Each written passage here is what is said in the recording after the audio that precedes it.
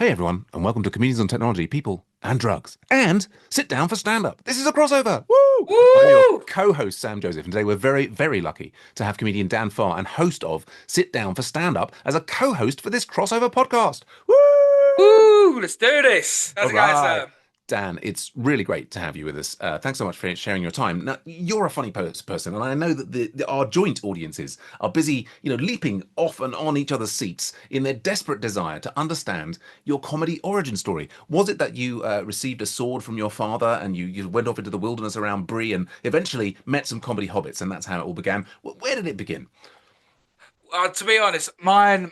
I wish I had a cool origin story, but I think I'm like most comedians. Unfortunately, I started from a depressed place, rock bottom, and Mm, thought, you know what? There's either a bridge or a stage. Which one am I going to choose? I ended up choosing the stage, and it was one of the best decisions I ever made. To brilliant, be brilliant. honest, so Yeah. like I remember at the time I thought to myself, you know what? I'm going to try comedy. So I emailed the comedy store at 5:30 on a Monday, Oh. and they got back to me 15 minutes later saying, "Oh, we've just had some dropouts tonight. Why don't you come along?" Mm-hmm. So I was like, "Oh, okay." So we go. This comedy game's quite easy. I'm doing the comedy store already within 15 minutes. Went there, didn't know what a gong show was. Learned the hard way Yeah. and was second on, lasted a minute 23, and then got gonged off. Now, Mm. my surname's Farr. The compare said, "Oh, Farr, it should be Far because he was shit." Oh. But I loved it. I thought, oh, wow, 300 people. Next gig, three people in a basement. Yeah, yeah. Back to reality. Yeah. Ever since then, I just, kept kept on going. 3, 4, 5 gigs a week, and started the pod about 2 weeks later, and boom, yeah, Wow. Yeah, still a amazing. struggling comedian. Fantastic, fantastic. Yeah, no, that's of course the comedy store's King Gong, which is notoriously hard. That's a real heavy duty first gig. And so you were saying that life had taken a difficult turn. And was comedy something that you had ever considered? But what the thing for myself was is that I had kind of like never really considered stand up as something that was even possible. And then I tried it one time and failed really badly and thought, okay, only special people can do that. And then it seemed like an impossible dream for many years. But and I think partly when I first started it, I didn't realize that people practiced it. I thought it was all just off the cuff. And if you couldn't do it off the cuff, then you couldn't do it at all. But so I'm really interested in, like growing up, was there, were you interested in comedy? Like, how was your awareness of that as even a thing that you possibly could do? Where did that come from? I went to like a couple of comedy gigs. What year are we in now? 25. In the back end of 24. And I watched them, and I was like, oh, this is awful.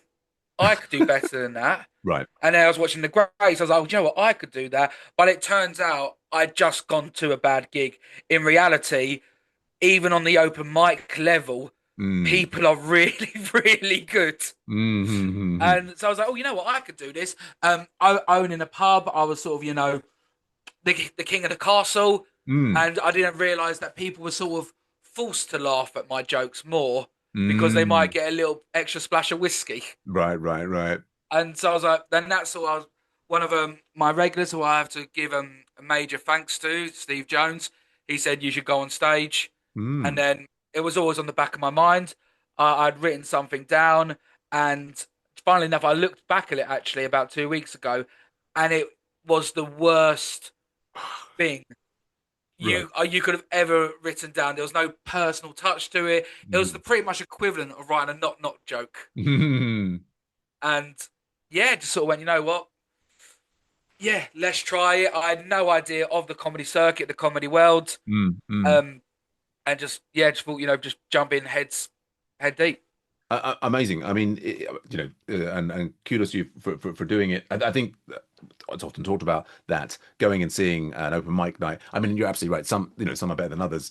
Certainly, even if you're going to a great open mic night, you'll probably see somebody on it who you think, well, actually, I could do as well as that, or do better. And I think that's a common story for people. But for many people, as I'm sure you know, like the idea of standing up on stage and trying to get people laugh to laugh with you, if not at you or what have you, is kind of like the most it's the most scary thing possible. And it sounds like, I mean, at least initially, when you were emailing the comedy store, getting started, you weren't necessarily affected by too much fear, or I guess you're not a person who's had a fear of public speaking, or was it a big thing? Never really. I am the type of person I will jump into something straight away without, thinking of the implications, and everything's everything's done with good intent. But I like to rush things. If I have an idea, I like to start a business on it. If Right, I want to do something, I'll go ahead and do it. And right, I fail 99% of the time. right. I truly do. But that 1% does pay off. Yeah, yeah. So it sounds like you're sort of impulsive by nature, and you've done other impulsive things. And I mean, I think it's personally, I'm also perhaps not as much as you, but I certainly I'm like, oh, let's do it. I mean, I'm often going off half cocked, shall we say? And but you have a lot of failures, but you learn from the failures, and I think that's in some ways, I think it's a more fun way to live one's nice, no, one's not. One's life. Uh, It's a far more fun way to live one's life. And but so in go on. it is, but it is like truly like a yo-yo. Like I Right. think the ADHD makes you, impulsive and doing stuff, but when you get slapped down to reality quickly, it also, yeah, you get a lot of battle scars also. Yes. Yes, absolutely. Absolutely. Yeah. And so at the point at which you chose to do the comedy, it was kind of like, I'm going to give this a go. You weren't feeling too much fear. It was like just another thing. Right. Let's see what happens. Um, do you know what? I wasn't because I remember all of a sudden I had to really quickly, like shower, shit, shave, get on the bus to get to the train station to Right. get Right. there. I was fine, but no, no. Do you know what? I'm gonna say I wasn't. I was a wanker. I turned up wearing sunglasses, Uh-huh. thinking I was the best thing in the world. Like people on the train, I said, "Oh, before I'd even done my first gig, oh, I'm a comedian. I'm gonna go. I'm doing the comedy store," Uh-huh. and I needed that reality check, Okay. that humility almost again to say, Right. "Okay, yeah, Yeah. level one again." And so when you were there at King Gong and like in the moments leading up to it, you were sort of filled with the confidence of kind of like, oh, I've got this. It will, and then it was more perhaps afterwards that there were complicated feelings. Is that the right way around? Um, yeah, yes and no, because the hardest thing of it was I was second on, Yeah, right. so I didn't have a chance to watch any any other comedian. So the first guy lasted 30 seconds. I Mm. think that's when the fear sort of kicked in. Like, Okay. Yeah, yeah. oh god, he was okay. He was actually doing a joke, Right. and I remember like going on stage. I was like, oh, so my name's Dan, and this is my first time doing it. You got to cheer for that grace Right. period. And I didn't do one joke. I No. sort of just mumbled, looked around. I was like, that looks like the Rolling Stones album, The Lips. Uh-huh. Mutter, mutter. And it was just deer in the headlights. Yeah, yeah, right. Yeah, yeah. The reality crashing down around you. I mean, but it's these gong shows. Yeah, one day I will beat them. I must. So what's your worst gig then, Samuel? Because today that is still my worst. Well, that's an interesting question actually about what's the worst gig. Like certainly some of the Gong Show ones have been unpleasant. Which ones Worst. have you done? Well, I've done Up the Creek Yeah. like 7 times, and I did Okay. King Gong once. And I mean, as I've mentioned on the podcast before, like I mean, I've never survived past the 2 minutes of Up the Creek. Like all the different things I've tried, and I think and King Gong I did it was like kind of like 43 seconds or something. And yeah, I don't know. I mean, I've gone in to them. I mean, I find them like certainly in I guess in terms of the pretty much every single time. Probably the King Gong one was I guess would be the worst in terms of the following 2 days. I would always find that the following 2 days past a Gong show is I would it would be extremely unpleasant. I mean very very creative. Like I would find it very productive. Like I would basically be doing a lot of writing and this but it would be quite emotionally traumatic and certainly that the King Gong one but almost in some ways, I feel like there was a worse guy. I remember, I think it was a Big Nose comedy, and this was in my first 100. There was a couple of times where I really like felt this kind of like fight or flight thing, and my mouth would go dry. There's this kind of when you're really bombing and you're really kind of like aware of it and you become really self-conscious and literally all of the moisture leaves your mouth Yeah, I completely. mean the alcohol does that to me. So Yeah, yeah. It's there was certainly there was a kind of like a big nose one where, and the guy who was the MC had like, I really don't like it. I mean, I guess they do in the big clubs or whatever. But when the MC also has a microphone and can talk over you, is I'm not a huge fan of that. But I guess that's pretty normal in some places. But yeah, I definitely remember dying on stage and having that fight or fright was really unbelievable. Yeah, certainly the King Gong. I mean, I then I kind of went down the road to the comedy pub, and did I manage to perform there?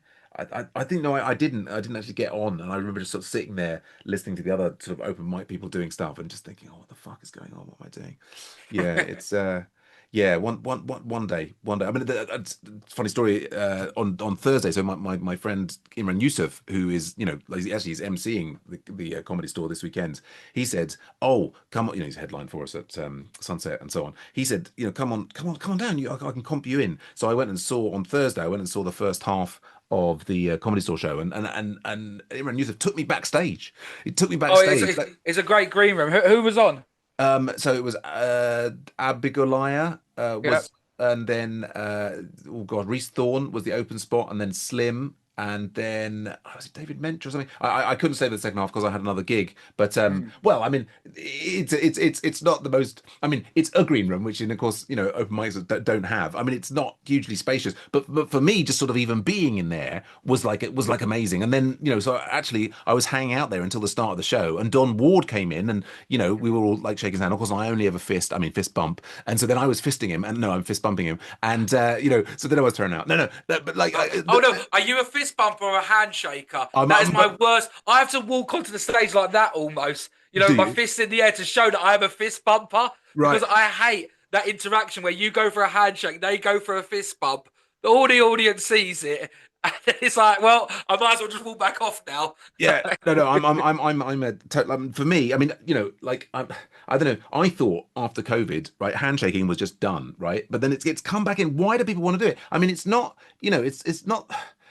I love, giving someone a hug, but the last thing I want to do really for some random person or even someone I know quite well is press my hand into their hand. Right. Like are they, have they just wiped their nose? Are they just washing? I mean, it's just the fist. I mean, it may be cultural appropriation, but the fisting, I mean, the fist bumping is just anyway. So I There is a tried to, difference, isn't it? Yeah, yeah. that's where I was going wrong. I was fisting, not fist bumping. You got to do more fisting. That's what they really want. But that's Yeah, the thing is, so I went in for the fist bump with Don Ward, and of course he's like in his 80s or something, and so he kind of like clasped his hand around my yeah, thing. But it's funny. He looked in my eyes and said, "I know you, I know you," and I thought, I don't think you do know me, but maybe he does remember that 43 seconds I was on the stage in the King yeah. Kong. But But you don't want to correct them, do you? no, no, It's no, like, absolutely not. but no, But I assure you, you do not know I me. don't know. I wish. Well, I don't know if not from that 43 seconds, but what was I going to say? Yeah, but no, then he told a very fun story about Ben Elton, and I was just like, I mean, this is the thing. I'd been in two minds about whether I'd going and seeing like backstage at the Comedy Store.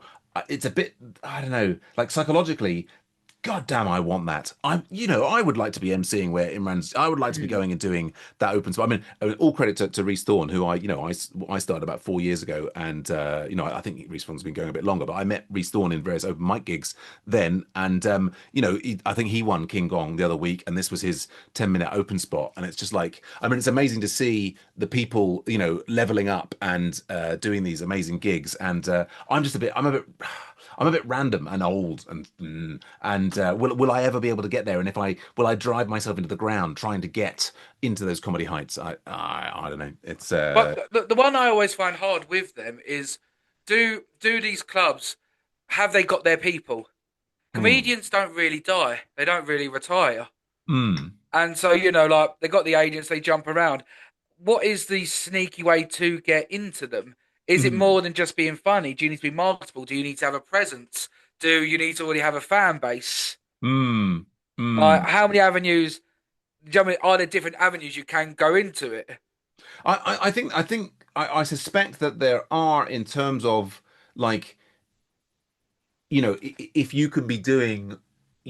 well-reviewed shows, and which is partly then, as a function of being able to bring the audience in and all these other things. I think there are other pathways. I mean, speaking to Imran, he was saying, I mean, it feels to me that, like, much as I don't particularly like the Gong shows, in some ways it's a pretty fair test. If you can keep calm in front of a baying audience like that, and if you can then keep them laughing and so on, yeah, it seems like it's a fairly, uh, you know, I think that there are other ways. Although in some ways it's having had all those other successes that maybe prepare you to be more effective in the Gong Show. But yeah, I think, I mean, there's also kind of like, if you can go and you can get like that bigger like television success, then there's a context in which they'll reach out to you. But But then I also challenge that: is TV dead now? well, I personally think it is. I think online is for the last 5 years, online has been the way forward. you might well be right. I mean, I sort of have, and it's, I mean, I grew up in a time when TV was the thing, and but I don't really watch TV at all anymore, and I don't even, I also try and avoid watching any moving images online, just because I want to be actually doing comedy, or doing podcasting, or doing my other work, the whole time. I kind of like actively avoid watching things. But no, I think, I know young people these days who they've got, the YouTube Premium, and I think for a lot of young people, younger people these days, right? YouTube is the cent is YouTube and Instagram, whatever.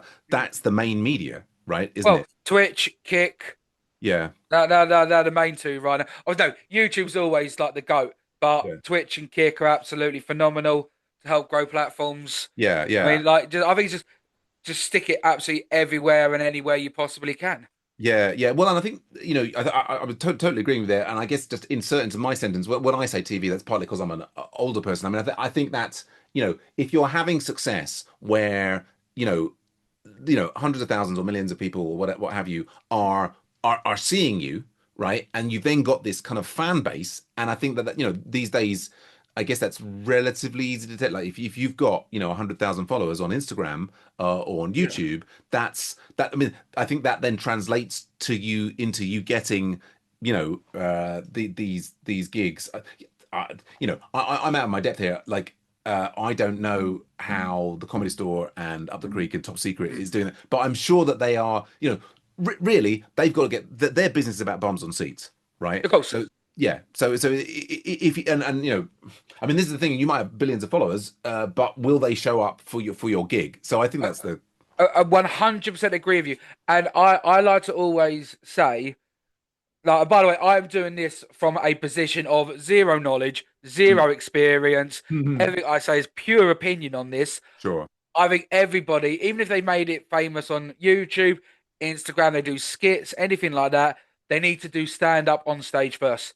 And then you Mm. can transfer and then come back. Mm. I've not been going long. I've seen some comedians who have got a big, good following, and Mm. an impressive following, but they're not that good on stage Mm. because it doesn't. I don't think it transitions that Yeah. way. It's easier to transition by being a stand-up on stage first. Because when you see all these skits online, Mm. they can record it 20 times. Oh yeah, Oh, yeah. I didn't like that. Pause. Let's go again. Pause. Let's go again. 20 Yeah, times. yeah, Let's yeah. edit it. Fantastic. Angle. Angle.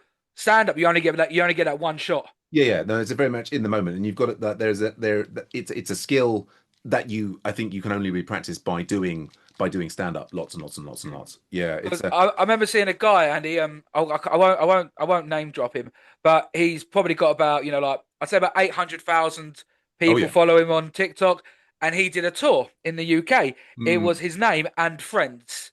Mm. I saw him on the forums apply for people to apply for his gig.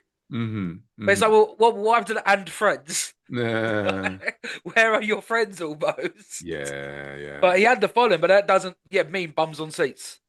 No, no, and it's. I mean, who knows what like.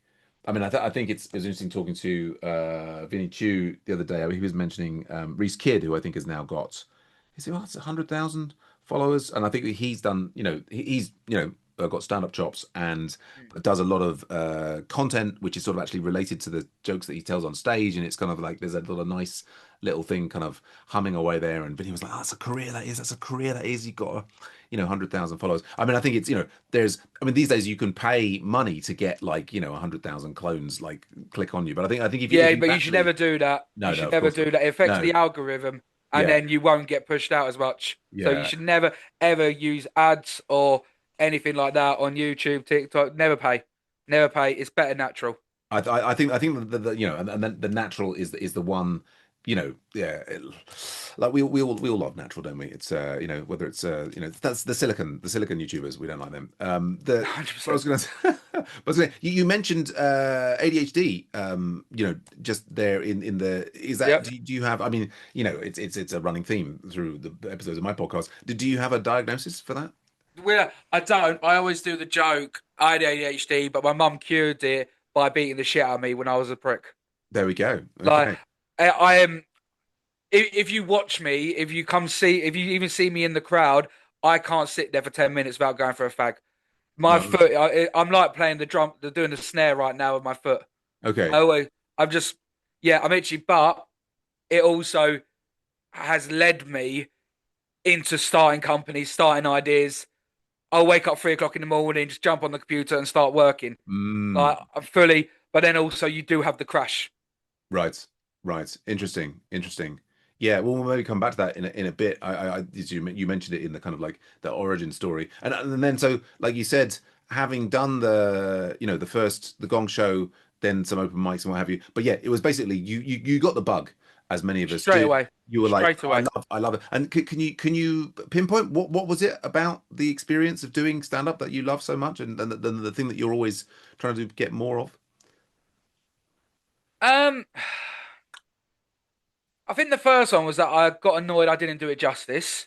Mm, And I mm, think the other one was that I've had nothing else to do. So I was like, mm. let's do this again. Yeah. I sort of made a decision that, I want to keep going at it.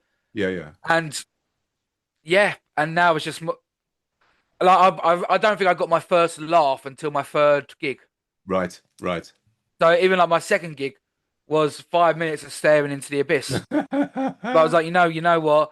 I can do this. I know without the arrogance, I know how my mind works. Mm, I know, okay, it might not be stand up. I might end up transitioning into a full time podcaster, a full time right, writer.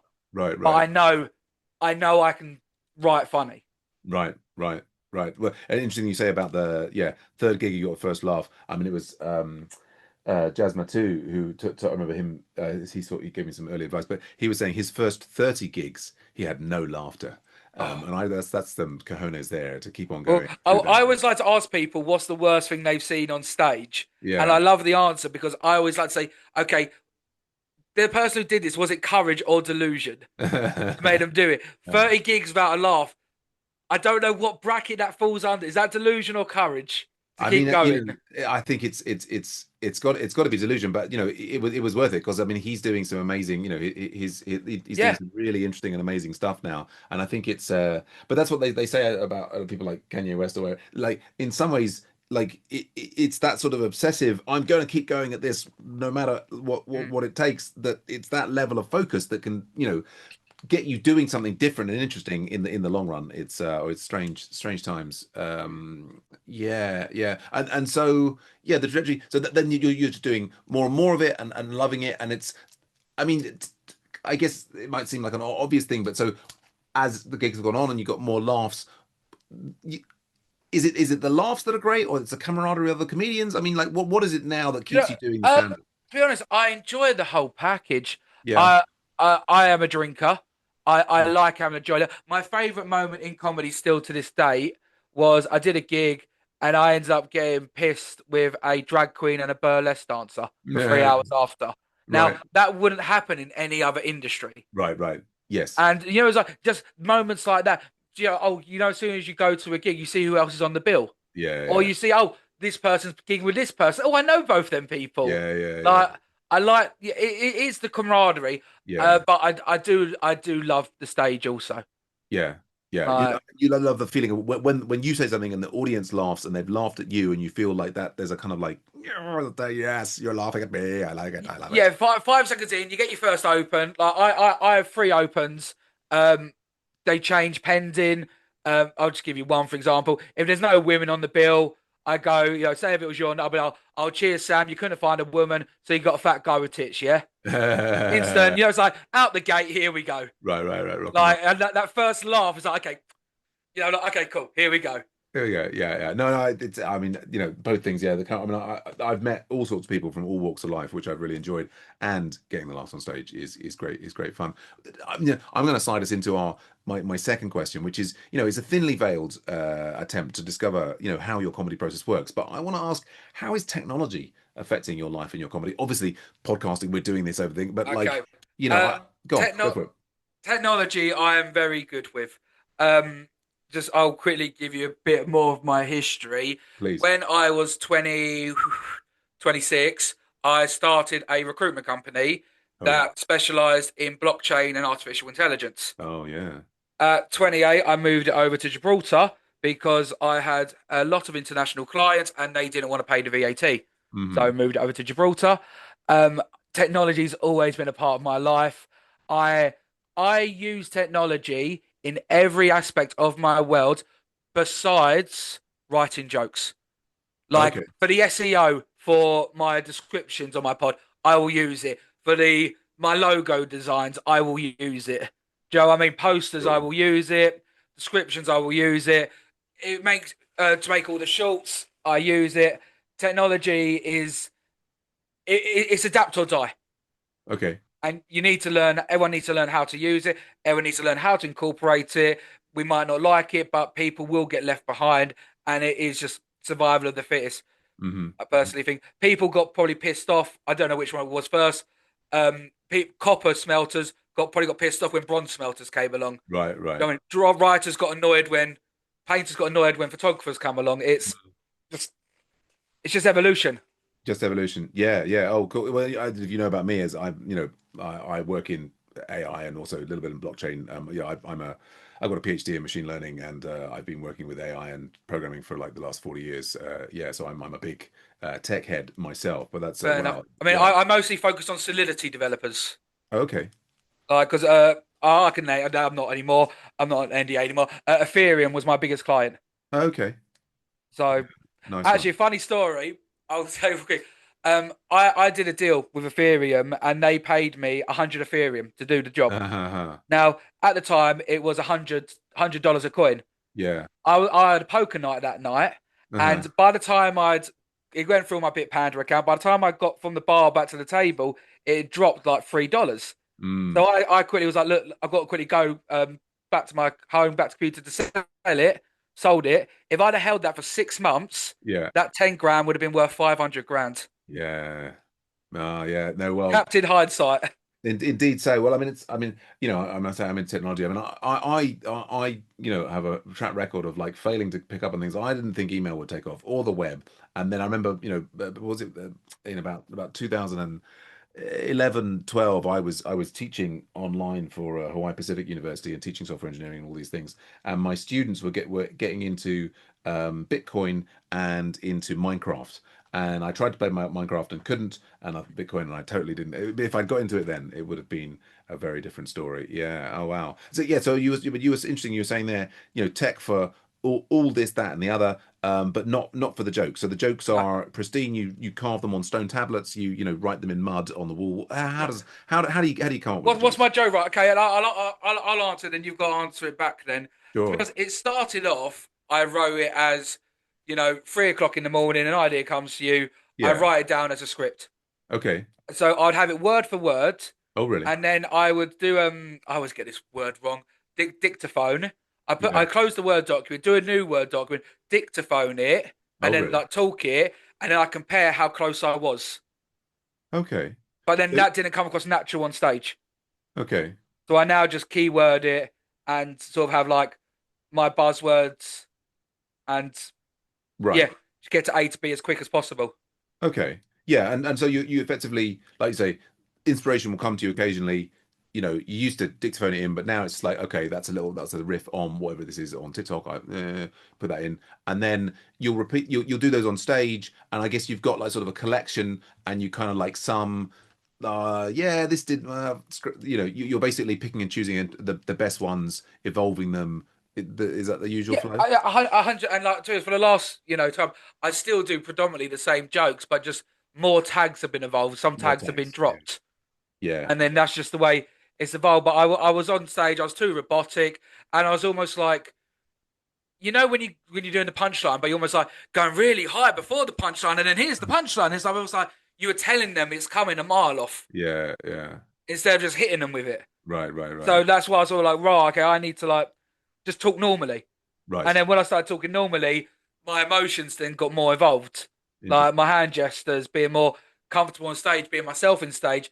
And then I thought then all of a sudden I was being funny on stage more than being an act on stage. Okay. Okay. Yeah. Yeah. What about yourself? What's your Well, writing I'll tell process, you. I was just going to ask you one more thing. please? Do you find do you record yourself, either video or audio, and watch yourself back, in order to kind of make that assessment of yourself? Um, no, I don't. I started at the beginning, but to be honest, I don't want to lug it around. I know that sounds so stupid. I don't want to lug all the stuff around, and I just I don't I don't think I'm okay. Whilst I think I'm getting good, and I have got a lot better. Mm, I'm proud of my comedy. I'm mm. proud of my work. I mean, I don't watch one of my episodes back. I Oh, really? hate listening to my voice. I get Mm. impatient. I feel like I've done that already. Let's Okay. move on from it almost. Mm. Mm. Interesting. Interesting. Yeah. Yeah. No. Well, thanks for answering that question. And well, I won't keep anyone waiting. And the process for me is, it's been a lot of writing notes in, well, I guess, I did 4 years ago, I did like the Amuse Moose's comedy course, and I Mm, had, a notebook similar to this one, that I was taking notes on the course. And almost immediately though, I was making notes in the notes on my iPhone and so on. And then pretty soon that the notes on the iPhone crashed one time, and I lost a load, and I was really annoyed. And I switched to Google Docs, and I've basically been, anytime I have a thought, anytime of night or day, that's going into Google Docs on my phone so that it's available on my laptop and all of these things. And yeah, I mean, I've had these like different phases. Like, so, there have been periods where I've like, okay, I'm doing the same set over and over. And like, there was a 9 month period where I was doing the same set over and over and over. Evolving tags and,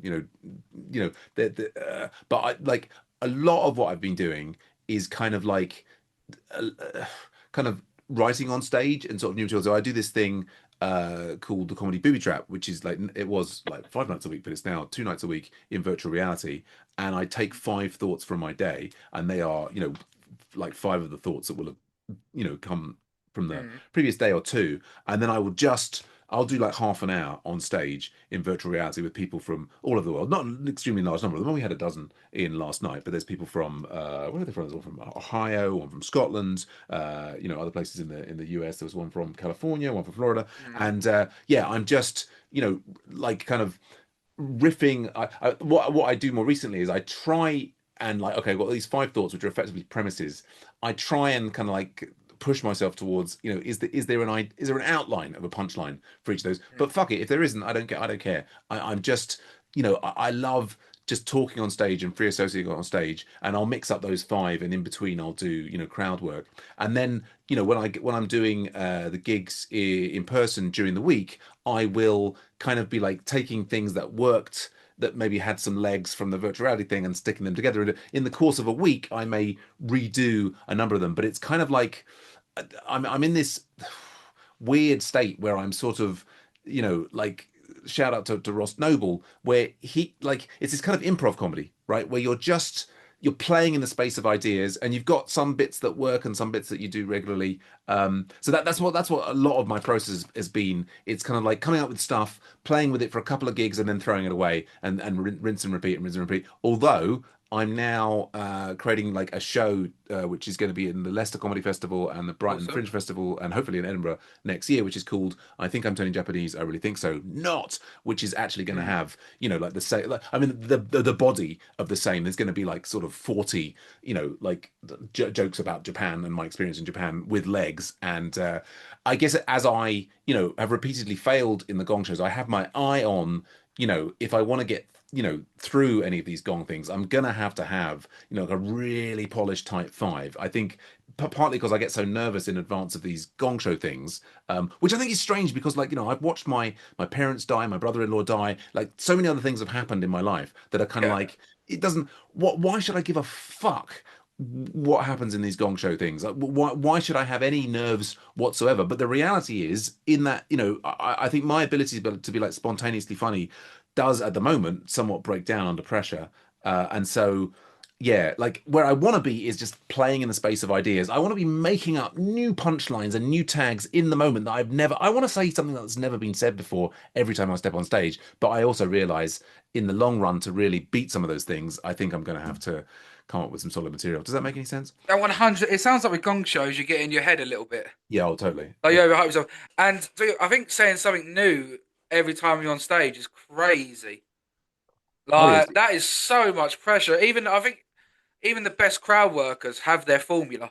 Yeah, oh, I totally agreed. Although I think there are exceptions, like so, for example, I say Ross Noble and Aurora Scoville in the US will Mm. there is a breed of like what's the word? Yeah, of improv stand-up, and they're absolutely in the VR, and maybe it's because of the VR, or maybe the people who are watching me are on drugs or what have you. But Mm. sometimes I will get in the zone and I will have like 4 out of 5 of the things like last night the people there was at least two or three in the crowd who were just having hysterics because I was hitting them and I was there was this whole riff about like sort of making love to sheepdogs and so on, which you had to be there really, but like I was hitting again and again and people were having kind of they were like and coming up to me afterwards and saying we really enjoyed that. And that's like when these are like random people, they're not people who are like comedians who want to get booked again. When I've got random Yeah. people coming out saying that's really great, I really enjoyed that. I think it's yeah But you like know when you're on fire, don't you? You know when you're killing it on stage.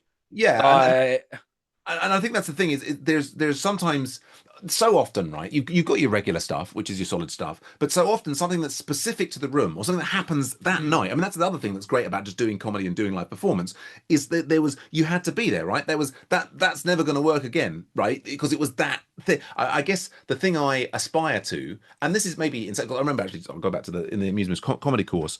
I was asking shout out to Marcus Bergman, the amazing comic who ran that course at the time, and I was saying, would a stand up ever go up with nothing? I remember Marcus saying, "Well, you'd have to be a stand up of Promethean ability to just go up with nothing and crush." And the thing is, hearing that suddenly, that kind of like crystallized into that's my objective, right? mm. I want to get myself into a state of ability where I can go up with absolutely nothing and just play in the pure creativity space of the ideas and have the audience just having hysterics. They're literally people being stretched away because they've been laughing so hard they can't joy. But obviously, it's a completely unrealistic thing. Just like me wanting to be an And astronaut but when I was also, growing up. I do think that is, I think that's impossible. Yeah, And I'll tell you for why.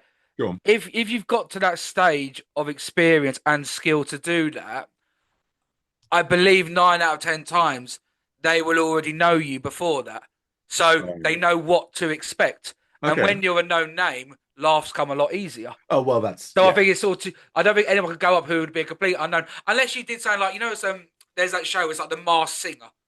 Oh yeah. If you did that, if they did a stand-up version of that Right, right, right. where they didn't know who the hell it was talking Yeah, yeah, and yeah. did it, I think that's the only way you could actually properly measure that. Because Well, Joe, maybe. Paul Smith could go up there with not one bit of material and just kill it, but everyone will know who he is, so Mm. they're gonna laugh automatically. He got up there doing not joke.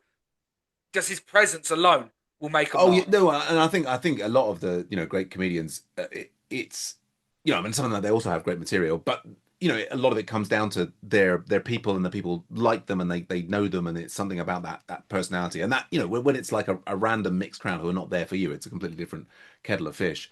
I just I mean like for me. I've been all this year going to on Thursday like Quinn's or God, what's it called? Cuts comedy, and a lot of the time doing just new stuff off the bat and getting not bad responses. I mean, I think it's like, and I can see now that there's people who've been going about the same time length of time as me, and they are definitely getting better. I mean, this is you could say they're younger and better looking, but they're getting better gigs than me, and they're progressing faster. But I don't know. In some ways, I just get so bored of saying the same things over again. I want to be in that place where I get to be doing something almost completely different every time I go up. We'll see. I mean, like I I said, got a question to that then, Sam. go Do on. you think because obviously you run your own night, Yeah. Sunset? I mean, I interview a different comedian every day. I think probably of the 147 I've done, the ones who've been down south, they've all had a picture at your club. Right. Do you know Right. what I mean? Like Sure. you've had some good names on there. Like Thanks. you run an amazing night. Do you think that bolsters or hinders your exposure to other people, other clubs? Because you're focused on your own night, helping other comedians almost, instead of being selfish. It's a really good question. Yeah. I mean, I think that I'll get my notepad out now. yeah, yeah.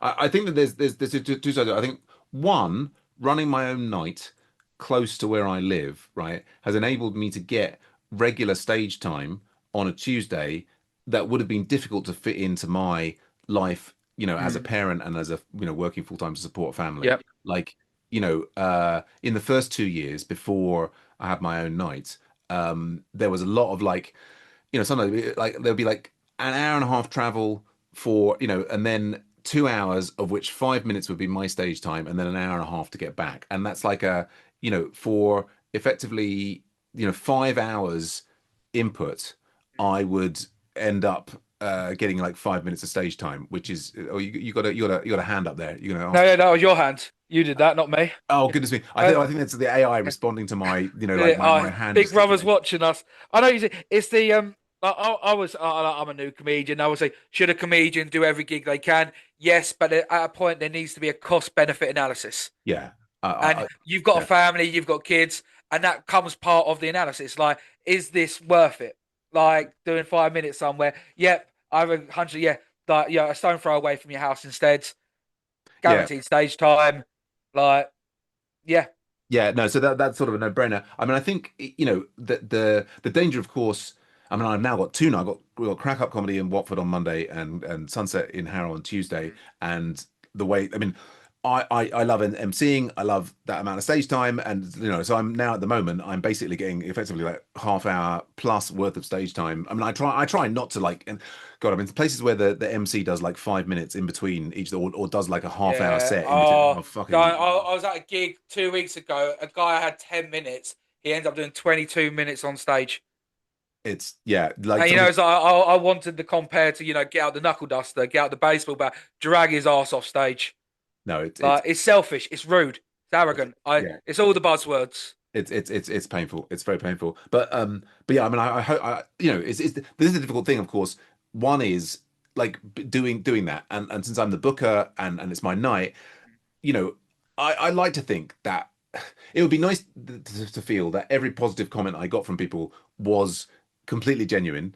But I have to kind of like sort of discount a bit of like, well, they're going to be tempted to say nice things. So it's when that's part of it. I mean, it means a lot more, or at least a bit more, when an audience member says, "Oh yeah, I thought you were really funny," because they're not required to say that. Particularly if people just come up to you out of the blue. But so yeah, I mean, and then partly because I'm running a night, that actually translates into there are other people running nights, and there's a kind of a reciprocal favor thing. So it's like it is now partly because I run these nights and I give stage time to people. I mean, personally, I try and choose the people that I think are the funniest. I mean, that's the other thing about the way it was when I was going out somewhere is you go out to some other night and it could be like random people, what have you, and some of the other acts might be quite painful to sit through.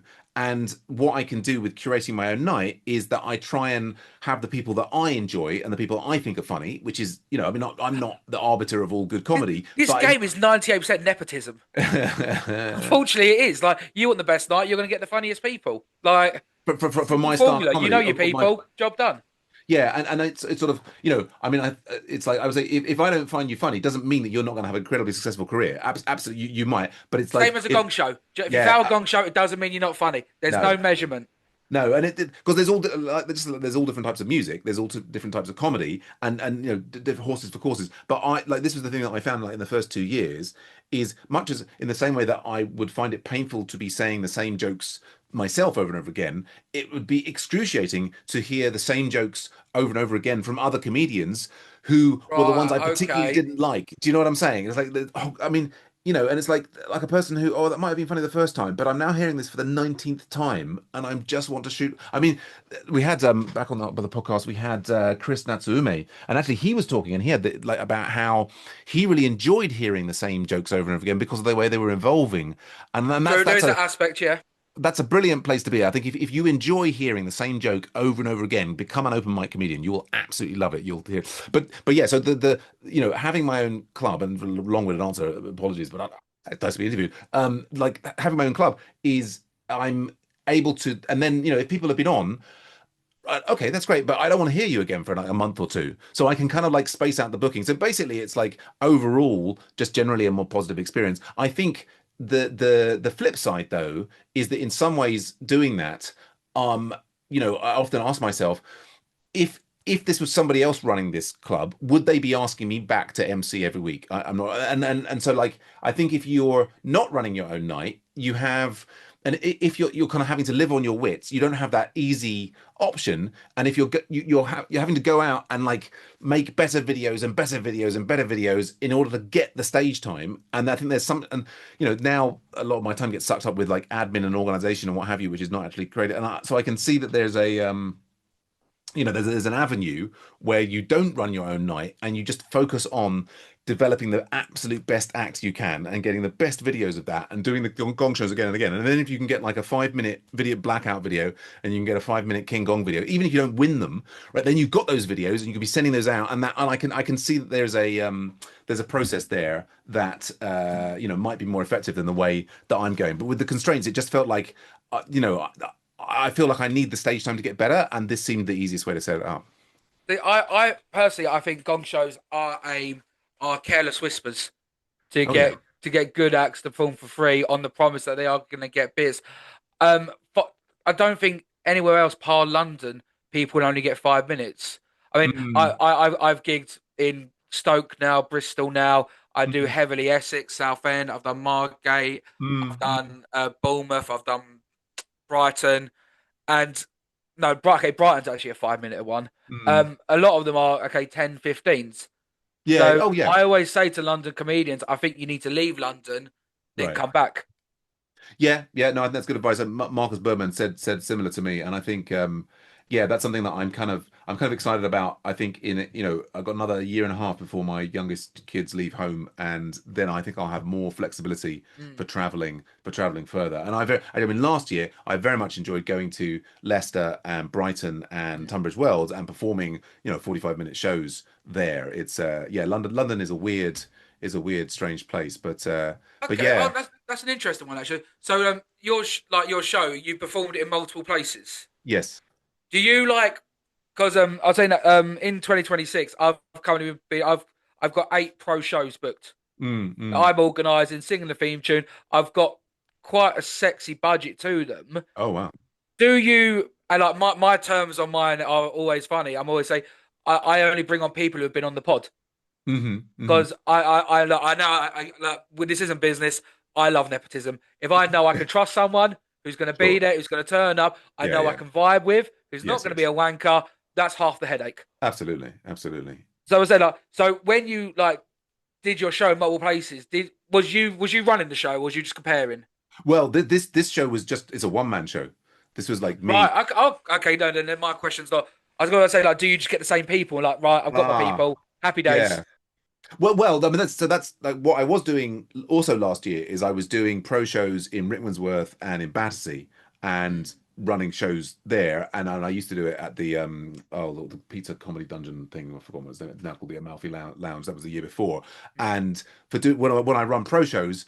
yeah, it tends to be people that I know and that I know are reliably funny. But I will also take people reaching out to me with submissions of videos, and if I think the video is solid, and I've got a couple of people who regularly well, run these, help me run these ones in Rickmansworth and Battersea and so on.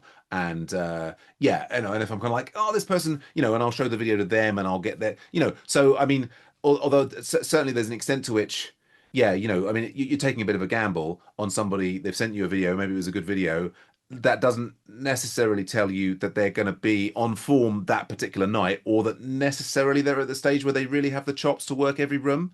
Do you know what I Yeah, mean? So okay. it's Because sometimes it could just be like the perfect storm, like or like the magic formula. All of a sudden, like every joke they've done here, or they send you 5 minutes. That was actually a 20 minute set, but it's been absolutely hacked to bits. And like that's why I like when I do the pod, it's almost like the verification process. sure.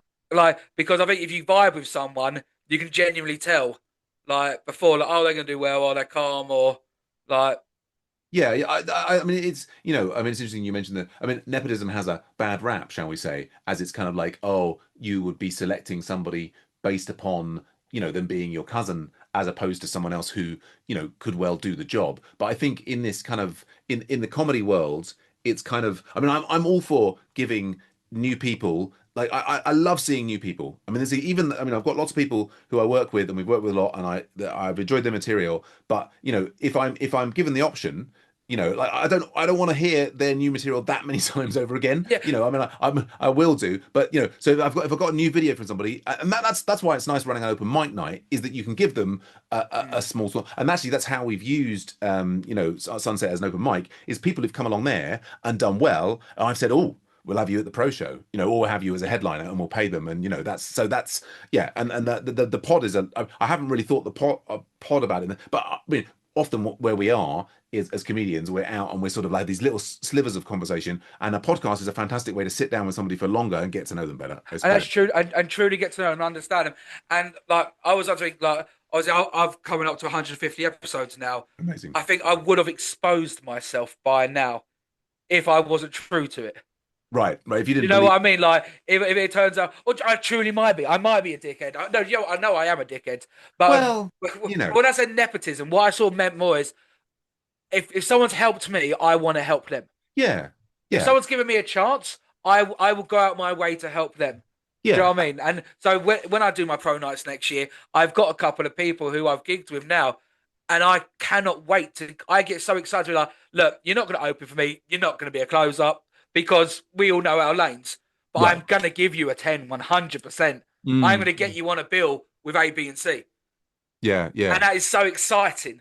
Yeah, no, and I think that's great, and I think you've got to be doing it with people that you trust, and because there's also the issue of, all right, this person is fantastically funny, but fuck, they're going to cancel half an hour before the Yeah. gig, and Well, then to you're be and then fair, you're left. Well, I speak to quite a lot of compares, and I always ask. I get the juicy stuff after the episode right, where right, the gossip starts going, and they're like, this person, this person, this person, great comedian, bit of a wanker. yeah, yeah. Yes, I just couldn't. I wouldn't. People management is the worst thing in the world. It's tricky. I mean, actually, a little. Well, the thing that I've been doing with, well, I'll back up. I mean, I know, different people who've been running nights in London and have got really, really irritated with people dropping out and this, that, and the other. And it's a huge pain. I've taken the attitude with Sunset that basically I expect it to happen. So often people will be saying to me, whether it's, I mean, like, the more notice, the better, obviously. But like, I had somebody who's, yes, he's a friend, he today said, "Oh, I'm really sick. I can't make it tomorrow." I'm like, absolutely. What I basically I don't give people shit, right? I mean, like I think some people can. The problem is, right, if you get upset at the people who are in the process of letting you down, Mm. they will then kind of not want to tell you. Like basically, you want to make almost create a safe space, right? So that if somebody, for whatever reason, they've double booked a gig. I mean, shit, life happens. You But accidentally ran let me over your challenge you, cat. Sam. How many Go on. people do you have on a night at Sunset? We usually have it'd be like 12. So you can lose someone. Now, imagine in reverse. Say this pod right now. So what I'm doing in December, this pod was live. You Yeah. come with. I'm expecting you to come to Soho. I've got a show. I've got tickets. People here, and you Ah, didn't turn up. no, that's a different matter. I mean, Pro I think, show, same. We're expecting this person. They drop out last minute. Well, there's only four people on. oh So all of yeah, a sudden, you can. I know. I apologize. If you've got 12 people, you can lose one. You can one could fall down. If you've only got Oh, oh four yeah. people, then No, no, no. it's a Completely. different I game. mean, I think it's a recipe for that open mic night. I mean, for the pro shows that I've been running in the past, yeah, and I'll absolutely. But I think even then, right, even with the pro show, I've had a person get on the train going the wrong way. I've had a headliner get on the train the wrong way. I think, you Shit know, happens.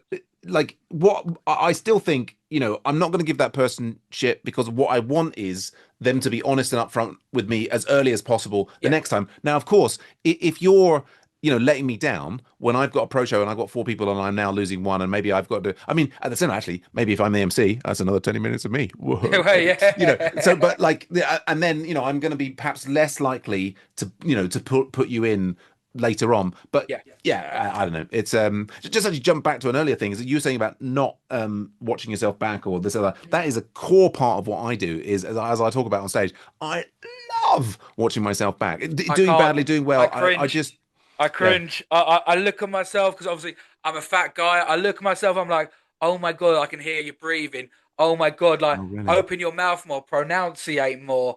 Why are you doing this? And I end up getting so frustrated with myself. It puts me in a.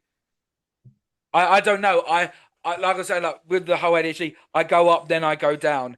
And when I started watching myself, I was like, why am I doing this? And Mm, I just wasn't trusting myself enough. mm, And yeah, but it might be down to insecurity. It might be down to I don't want to watch myself back, and I like maybe I'm in cloud cuckoo land where, or it might be narcissism where I think everything's going fine, where actually everything's on fire. But I mm, just mm.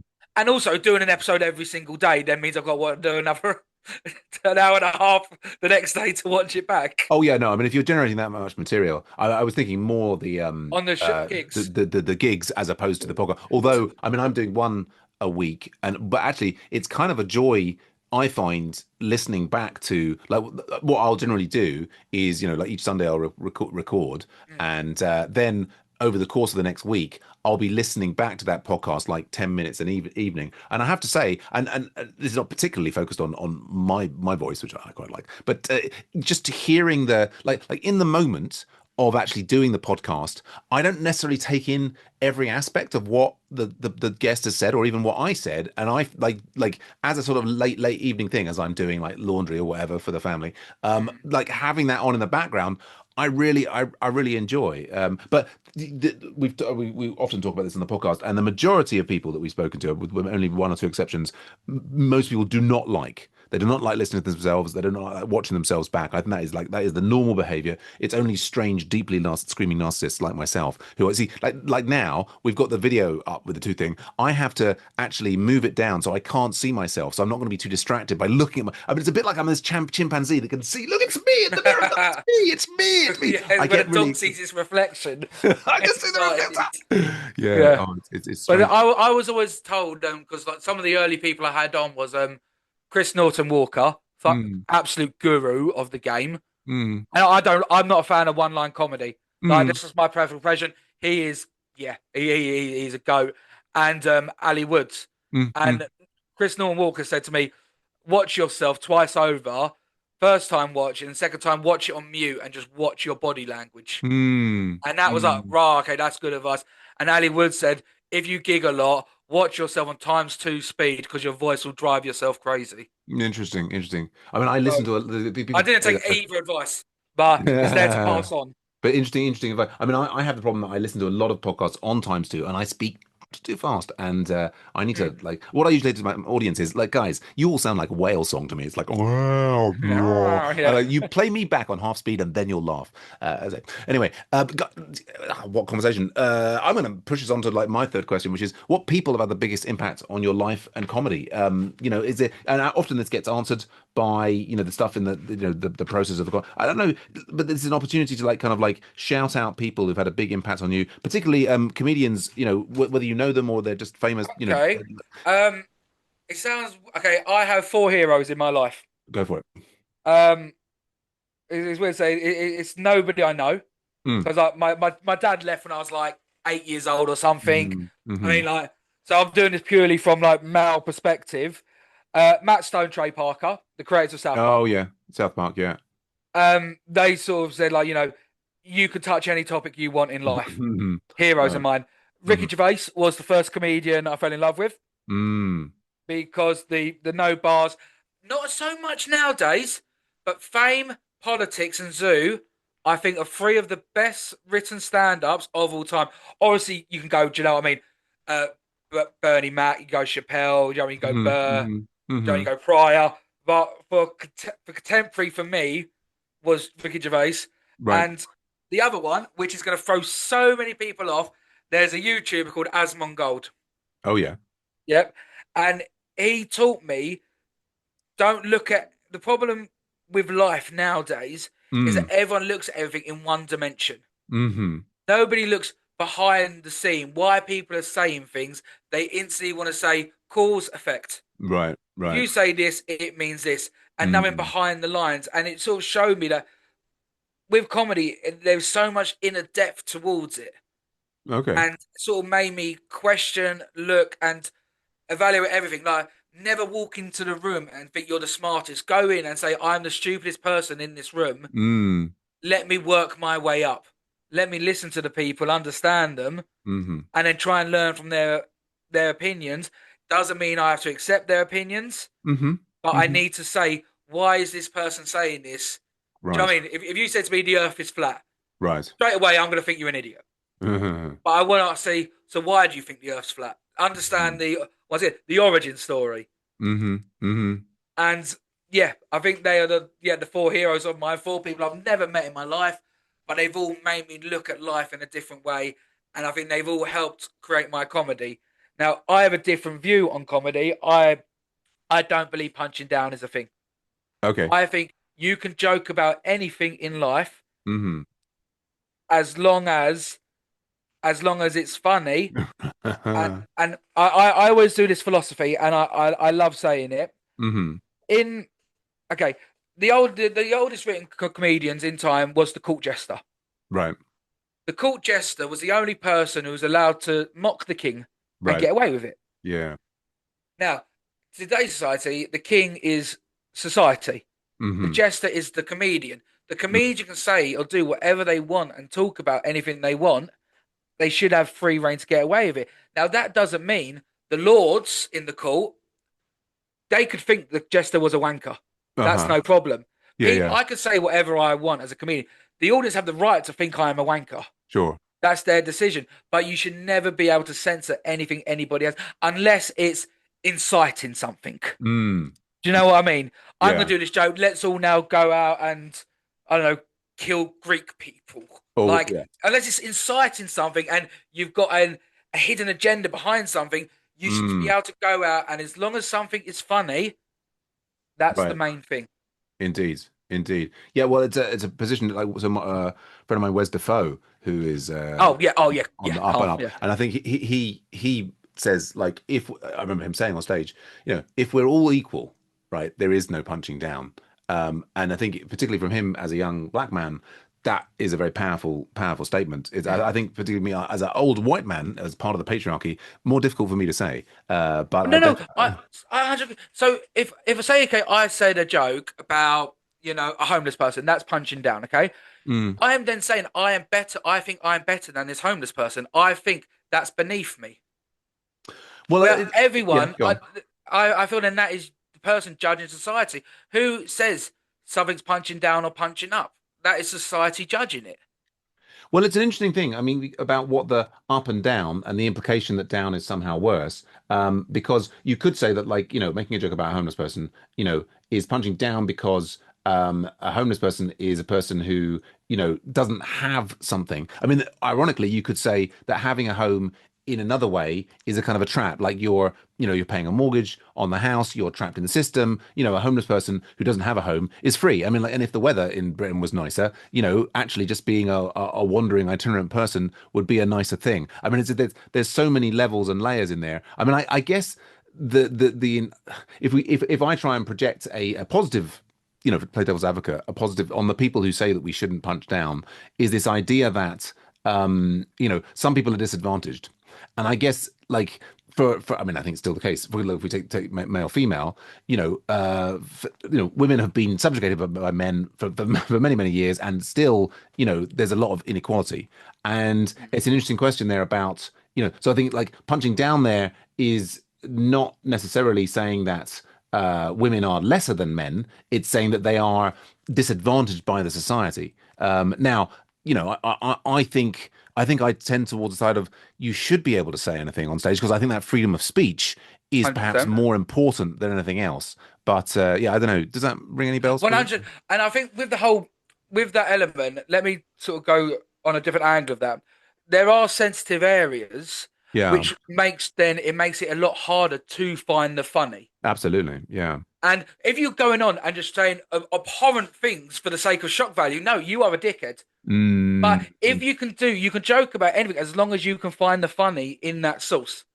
Yeah, well, I would tend to agree in as much as, of course, the difficult thing is that whether it's funny or not is subjective, and so you might have a situation in which it's a comedy club and 70% of the audience is laughing, so it's kind of objectively funny in some sense, but there's 30% of the audience who are now feeling very difficult. But I think I think that should be in the contract of a comedy club, right? If you're going into a comedy club, you should be sort of checking at the door to say, right, that so they might make fun of anything in here, and it's all fun, and it's not. But of course, this is the difficulty: is that I think that if you go back in the day and like in the 60s and 70s and so on, there was a lot of humor based upon that was sort of like attacking minorities Yeah. or making fun of and there was nobody kind of I don't know. It's I do go think on. society curates itself, and I do think we are now. I know, look, there are still many struggles in life, and in 10 years' time, there'll be different struggles in 20 years. But I think life does curate itself, and if something is negative, I hope that we do push the right way Mm, and filter out. The only thing I'll play devil's advocate on on my own statement is because I've just said you can say anything you want as long as it's mm, funny. I'm gonna devil's advocate this, but they haven't come for me. mm. If Right. if this was the Daniel show and everyone came, knew me, they knew my act, you know what I'm about. Uh-huh. You're my people. Right, right. In an open mic on the circuit, they're not my people. So Mm, me doing that, does that ostracize them? Does that affect it? Because do you know what I mean? Yeah, they're expected to hear anything, but it might, sour their night. well, I mean, I think I mean, and therein is, I think there's agreement all round is that doing really, really good comedy is difficult, and the more sensitive the subject, the more difficult it gets. And I Mm. think, if you're coming up as a comedian, and yeah, maybe don't start with the most difficult things. I mean, I don't know if you want to throw yourself into the deep end, fair enough. It's your life. But yeah, I think what is really exciting about living in the Anglo-American sphere that we do live in is that still for the time being, I mean, I know it's maybe changing in America, you can make fun of anybody and anything, Mm. and there are a lot of countries, like Russia or North Korea, or whatever, where you really can't make fun of the people in power, and I think Oh, that. I've interviewed several Indian people. One of them in Belgium, Mona, and she said that we can't talk about this, this, and this because I go to India quite frequently, Right, right, right. and I can't talk about the Indian government because Mm. this, and this. But I mean, like you mentioned Japan. Are you quite well travelled? Yes, I mean, I lived there for 6 years and I've been there countless times. Yeah. Okay, I lived in Malaysia for 2 years. Mm, mm, I mean, if we want to talk about areas you like you said you can't say anything, go mm. live in a Muslim country. Right, Like right. Japan, very cultured, but it's still a very racist culture also. Well, indeed, I think there's definitely have big challenges with racism there as well. But yeah, I think the fundamental thing I think I would like to say is Please. like I think the freedom of speech is the I mean it's sort of American value rather than a Yeah. British one. But I think Second Amendment? No, that's a gun in it. First yeah, Amendment. I think I've got to come down on the side of it. I think people should be allowed just to, and this is the big difference is like, I think if you're in a comedy club, or particularly open mic night, you need a space to explore, like, it's going to take time. And, sometimes a joke's going to be not very funny several times before you can get it into the right place before it is funny. So, I mean, you got to be Well, you allowed to need the experiment. opportunity to foul. You Yeah, need yeah. the opportunity to go up there, do a joke that is absolutely god awful. The crowd hate it, and you go, okay, that's my punishment. The crowd don't like this. Right. They Yeah. don't like me. This doesn't feel good. I'm going to try something else. I'm going to, okay, oh, I didn't tackle that the right way. Let me try it a different way. Yeah. Yeah. Different Comedians angle. there's a difference between going into work and doing a joke and getting Oh, shitted on, and a comedian doing a joke. You know what? I might absolutely. have pushed that topic too far. Okay, I'm going to rein it back. Yeah, no, I think that is an excellent point. Is absolutely like, we're not saying that in the workplace or in the pub or in the, HR meeting on Tuesday. yeah, like that is a situation where you got to be sensitive, and I think that's why it's so important to distinguish between comedy clubs and other ones. But I'm gonna, what a great conversation. Look, I'm gonna launch us into my fourth question, which is like, how do drugs affect your perception of reality? And when I say drugs, that can be ADHD medication, that can be paracetamol, that can be cocaine, it could be, it doesn't have to be, oh, the illegal drugs, man. But I'm just really interested in what, if any, substances, but the different communities have talked about caffeine or cocaine or ADHD or medication or whatever it is. What are the substances that are affecting how you see um, and interact with the world? Weirdly enough, since I've started comedy, I mean, I smoke like a chimney. I Okay. smoke like a chimney because I'm stressed. I drink quite a bit. Mm, I used to be bad on cocaine. I used to drop about 500 quid a week on cocaine. wow. Absolutely degenerate for about 2 years. Weed. Since I started comedy, I haven't done weed. I haven't done cocaine Okay. because I feel like I feel like my clock's ticking on this. Because as I Mm, said, right, sorry. Also, okay, no, I'm on Monjaro also right now. The jabs, okay. I don't know what which that is. What's so that? they're the weight loss drugs. Oh, okay. Yeah, yeah. So, but the problem is you get really bad burps. Oh dear. I do. That's why I've been like trying to hide burps for the last hour. So, part Monjaro, smoking and drinking. Um, my spectrum of reality, cocaine makes you chat shit, weed makes you lazy, cigarettes make you unhealthy, Mm, alcohol turns you into a prick. okay. I But mean, yeah, you, I'll go never on. apologize to drunk Dan because that's not me. Okay. That's a different person. Perception of reality. Um, when I mean, I believe when you're dead, you're dead. But my brother, who is the most trusted person in the world, Mm, if my brother told me to jump off a cliff, I would because I mm, trust him. mm, He's one of the people where heart of gold. Anything he says, we trust. He does. He is not a liar by mm. any sense of the word. If he said something, if he told me tomorrow the sky is red, I would say, well, I've been wrong. The sky is red. I Yeah. trust this guy of everything. He Mm. says he sees ghosts. Okay. I fundamentally disbelieve in ghosts, Oh, really? but he says it, and he is not a liar. Okay. So I Interesting. don't know what reality is. I've Oh. got my own sense of reality. I've got my own bubble.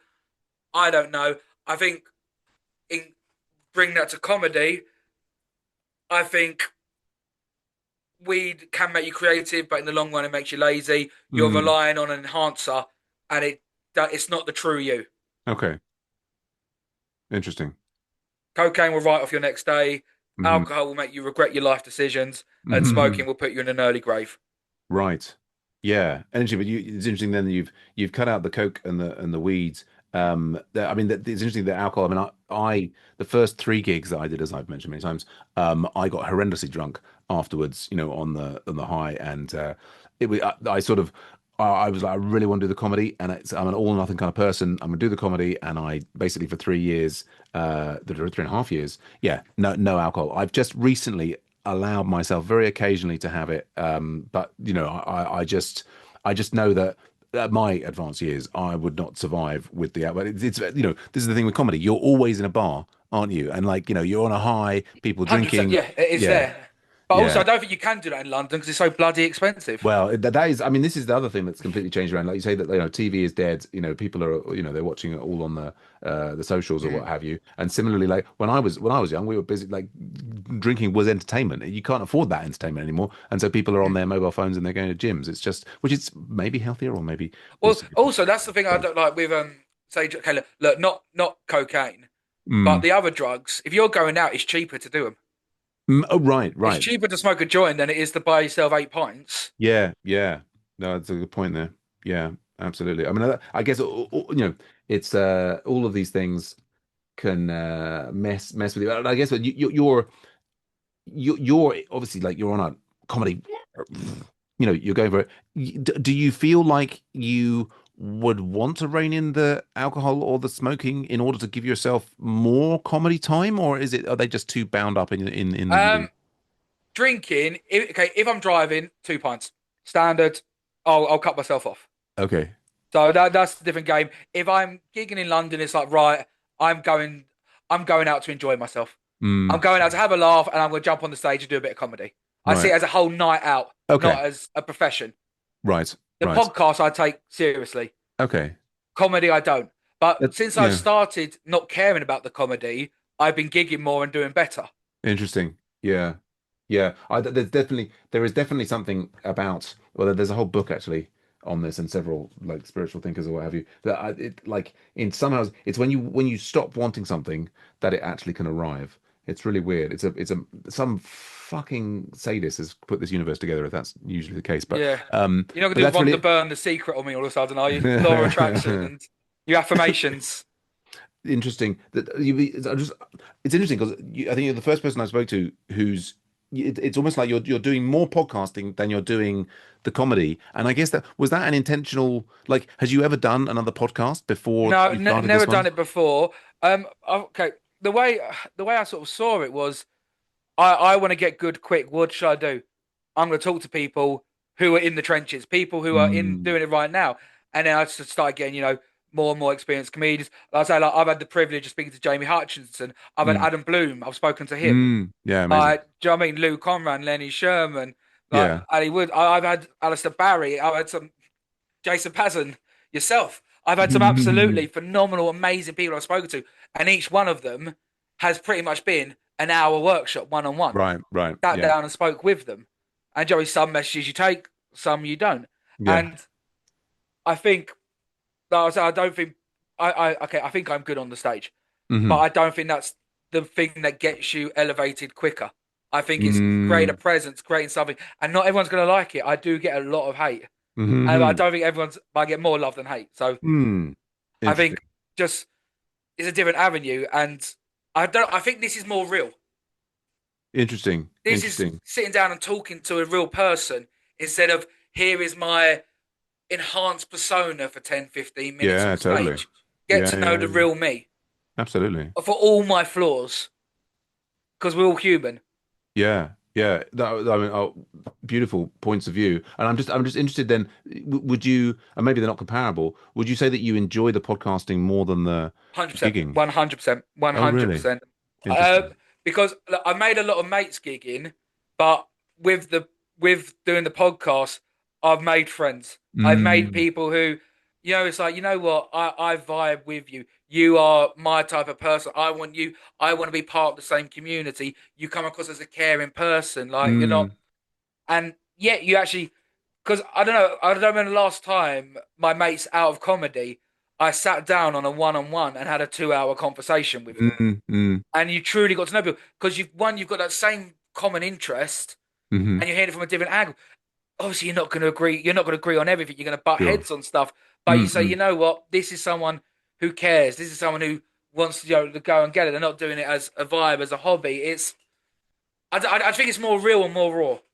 Yeah, I mean, I have to say, There's no I absolutely. filter on Yeah, I this. mean, amen, brother. I do love the podcasting. There is, Not the admin though. well, to be honest, I mean, this maybe you'll see, tell me when you're doing that the program next year. But at the moment, I find of course, you're doing podcasting at a different level because you're doing it with the all the video, and then you're getting it out on multiple things. And I'm finding like for the podcast, doing it audio only, which is kind of old school if we're honest about it. For But Samuel's viewers, he's actually naked right now, but you can't see this. well, well, wait. This is I think it's going to be the first episode of Comedians Intelligent People and Drugs. That's going to be streamed, well, not streamed, or I've shown the video thing, so people will get to see it on Dan's thing. So you'll get to see exactly what it is I wear when I'm doing all of this. It is slightly restrictive some It's of a very these. provocative outfit you're wearing, Well, Samuel. I like to be I'm a maverick in that regard. The tassel stayed on the whole episode. I'm really impressed. It's amazing how I get them to spin in the opposite directions. Yeah. So Yeah, the boom boom. I'm that's, bad. That's a brand. that's 10 minutes of your crowd work. It's I was saying, but yeah, at the moment for me, the adminning of the nights and the booking people in and so on, and as we've doubled up the number of gigs that we're doing, that's more on that side. For doing the audio only podcast, the admin is relatively low overhead, but I absolutely do love. Yeah, at the moment they seem to be like a lovely combination. I think you've done you've done with a slightly different balance, but I love what you've done there, and I think many other people have done it. Like Stuart Goldsmith on the Comedian podcast. I think when he started it, he was very much like, right, I'm doing comedy. I think it was like 7 years in at the time. I want to talk to the people doing comedy and like learn from them. And he's got like over, is it 500 episodes now of like amazing talking to Stuart Lee and amazing comedians from all around the world. And it's like a huge kind of open university course of that whole thing. There is something about podcasting and stand up that go together. I love talking about stand up. I love doing stand up. It's a lovely combo. 100% agree. I do think they go like well together, and like I said, you do build up the relationships stronger. Yeah, no, it's great So stuff. so I'm trying to articulate further what you said, but you said it so poetically. Anything I just say is going to be caveman gibberish Oh, after mate, that, to be honest. flattery will get you, as I say, absolutely everywhere. Yeah, exactly. 100%. And yeah, you do make friends with them because you're not seeing once. And I don't know, you just become more invested. Yeah, You become yeah. more invested, and the people who are watching, who've still been watching from the beginning, either you're watching me out of spite, or you hopefully Well, think I I am doing think, yeah. something right I mean, this is the thing. I mean, in a world where there's AI replicas of everything and what have in a you, I think world. the authenticity is the currency, and I think that's actually one of the things about the podcast medium is that you get to be in people's ears. They get to hear, what it's like having a conversation with you. I've never met Stuart Goldsmith or Pete Holmes, whose podcasts I've admired, but I feel like I know a lot about them because I've Mm. followed them on their journey, and yeah, I mean, this is I think we're all looking for authentic, human communication in these mega cities which we live. And I mean, that's the remarkable thing about the technology with Zoom. I mean, it would have been a huge pain for you and I to get together in person to like have a chat. Whereas doing it over Zoom here, Mm. it's been very convenient. We're in our own homes and we've actually got like an artifact, which is a recording of the conversation, which will be available for all times. And the alien archaeologists, what will they think of what we were saying? Who knows? When they Um, look back on this, I have a question. One I thought about to myself the other day. Have you gone back and watched episode one of yourself? I have, yeah, yeah. So How has it evolved? well, it's interesting. I mean, what I have done, I think, like when I was at gig 50 and gig 100, I did a kind of like going back to the beginning and watching myself, like everything that I'd done. And what I used to do actually in the first 100 gigs or so is after I would not only watch myself back, I would transcribe everything that I'd said, and I would like mark the places where I got what level of laugh in the So in you're the very whole thing. analytical about it. I was very analytical about it. I've kind of come, I've kind of totally dropped that. I always watch it back. I always watch it back. Mm. And I mean, now I was for the first half of this year in this kind of like, I'd started getting my stuff on TikTok and I hate I've been like, TikTok. uh, well, I mean, I've deleted it from my phone. People saying like, oh, you got to get this, but independently of whether it was going on TikTok or not, what I was doing is I was sort of like cutting up previous stuff and then I was like getting the AI to do all the captions and then kind of like reanalyzing my jokes. So there was a bit more of that, but like this last 3 months when I've had a new job and doubled the number of nights that I'm adminning, it's been, Mm. but to go to the original question, you know, I think when I looked back at it, I think there was still, my first gig, and there was the showcase for the Amused Mooses, and it was like, it was a full 5 minutes, and it was okay. It wasn't completely. There was some stuff in there. I mean, I don't know that I'm excited to reuse any of those jokes at the moment. I mean, I had a joke about, the is it Asimov's law of robotics. There was something about kale milkshakes. It was what I think what was strange was at the time, I'd come up with this 5 minutes kind of over the last couple of weeks of that course, and it worked quite well in that room of like 45 people, the tail end of COVID. But when I took that to my first ever gig at, which was like, outside the comedy course at Comedy in Your Eye in Camden, and I got no laughs for any of it except for where I was making fun of how I was not getting any laughs of it. And Mm. that, and then the second gig that I had was a 10-minute gig. So I had to come up with another 5 minutes of material. And so I did those. And then and basically it got me into a pattern in the first 6 months where basically I was doing a new 5 minutes every week or two. And so the older jokes, it's a weird. I mean, I haven't, I probably haven't re-looked at it for what's the word? a couple of years now. I don't know that. And at the moment, I've not got so much because I think what I am now is outside of the gong shows, I'm much more looser and much more relaxed Mm. on stage, even if I'm still talking 18 words a second. But yeah, it's well, counter question for you. This is the big one. What does it all mean? This life, this universe, and everything. I mean, you talked about how your brother sees ghosts. I would love to see a ghost, but I've never have. What is it? Well, Are my, we my living in a my my simulation? What's going on? my whole theory with ghosts, real quick, is so if I die Yeah, and my nan's dead, will I see my nan as I saw her, or would she be when she was 18? it's an interesting question. What if in heaven I end up fucking my nan? These things I'd rather not be real. I'd rather No, not no, worry about no. this stuff. Or will you see her at every single age, and you'll realize that you are your nan, and your nan is you, and God, and My I nan mean, is inside me. I'm inside my nan. That mate, sounds, you if you know, if you're attracted to your nan, it's like we heard it here first. But yeah, yes, the hot tip. What's it all about? I mean, look, at the end of the day, I think. I mean, I was saying this the other day, actually, weirdly enough. Why do we need more people on this planet? Why does the population need to keep growing? mm, Like, can't we just stop now? And mm, and also with the Grass Tyson, like, in whenever down the line, there'll be no humans living on Earth. We'd have mm, spread across the universe, but Earth would have been where we started. mm, Ultimately, for our species, it's to populate, get off this planet, and to conquer the galaxy. I know that sounds very Star Warsy, mm, but we're in this for the civilization of the human race, of the mm-hmm. Homo sapiens. It is our, yeah, to basically reprocreate, advance our civilization, Yeah. going become spacebound and the survival of our race. That is inevitably what it's all about. So, what roles do we have in society as comedians to stop people going over the edge? To check people if they go to right wing, to check them. If they go to left wing, to check them. To put people on the straight line to make Mm. sure that everything's moving forwards in a sane manner. Interesting, interesting. So you're sort of saying is that like comedians are part of the checks and balances to make sure that things don't get too out of whack and that we can actually, really increase the population, by To fucking move your forward. gran or whatever is, your Hence, preferred all means going and back get to the people. court jest, all going back to the court jester, Mm, judging society. If it goes one way or the other, we need to question this.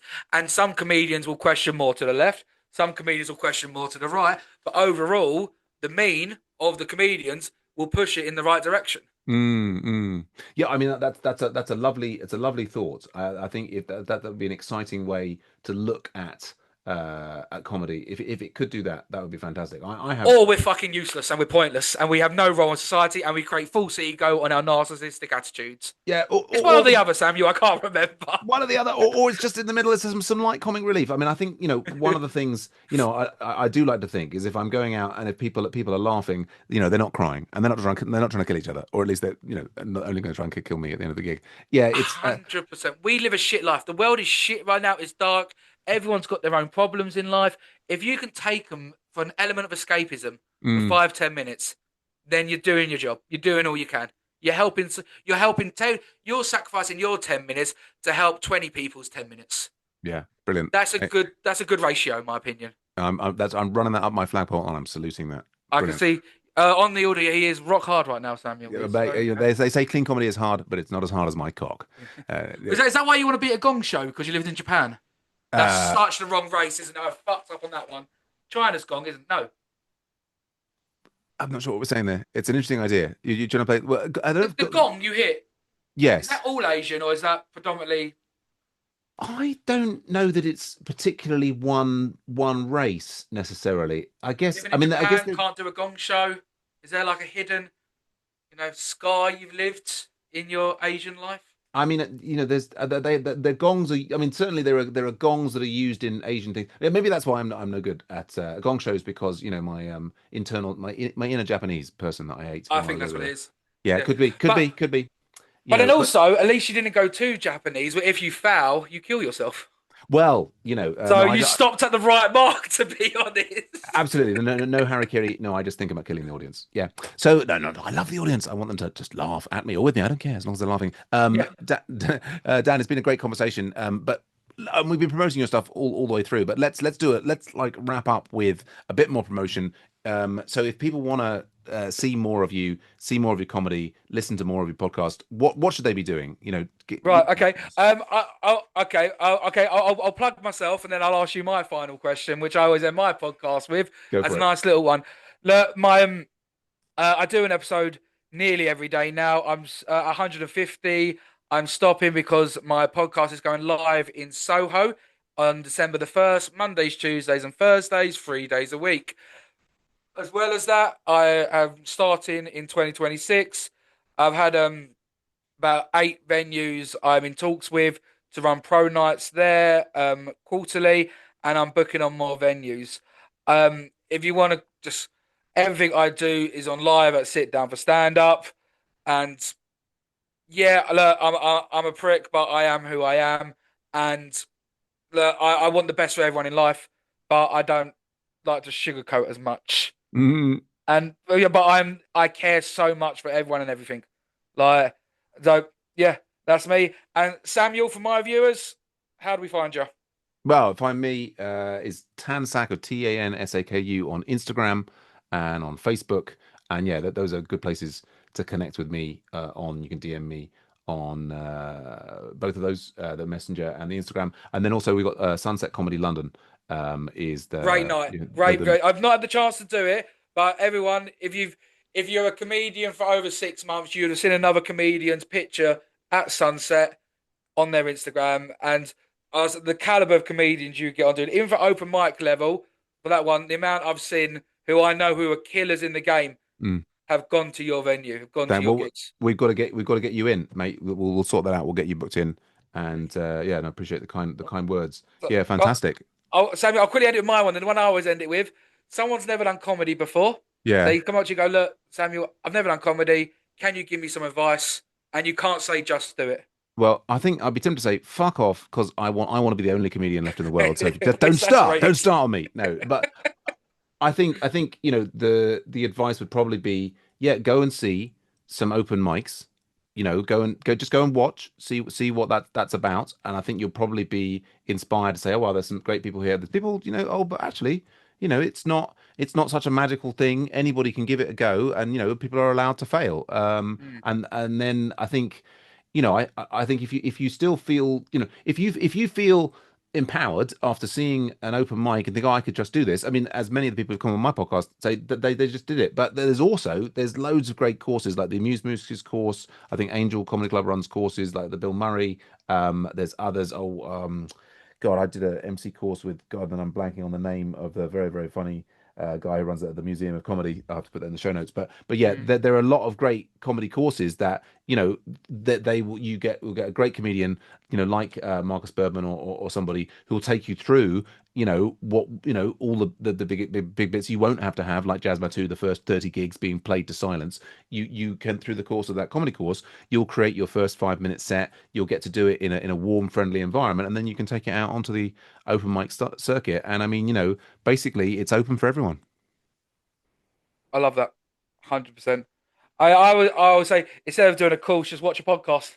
Talking about it. Well, Or sit up and indeed, stand up instead. of course, that's what I should have said. Sit down for stand up. That's why you're Spend meant to say, time. oh, you read the wrong script, Samuel. God damn Dab. No, that was. I was going to add that. I was going to add that afterwards. Okay. this is fine. God. Samuel, man, it's been a pleasure, dude. Well, it's been the first ever crossover episode. Really exciting. Great talking to you, Dan. And thanks everyone for listening. And remember, you can help support comedians on technology, people, and drugs by going to patreon.com/comedians on, where any level of support will help us to continue to produce this show.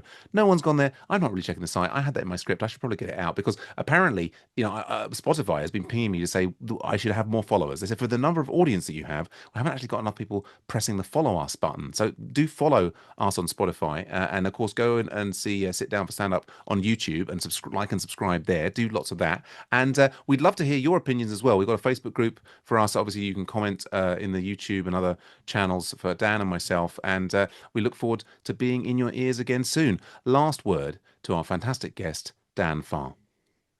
Um, guys, look, funny's funny. Be yourself and don't take life too seriously right now. Just enjoy the little moments in life and just have a chuckle because we all get wound up on everything that is so out of our control. Just worry about the things you can control in life.